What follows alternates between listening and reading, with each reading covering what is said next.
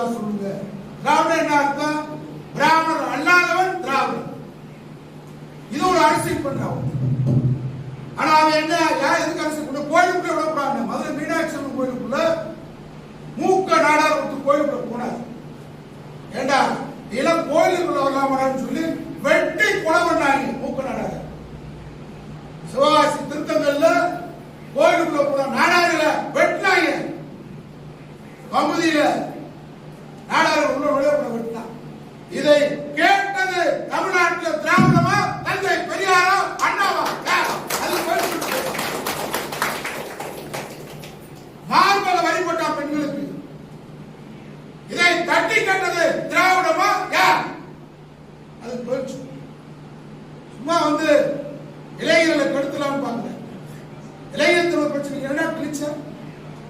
நாங்க பார்க்காத பிரபாகரனா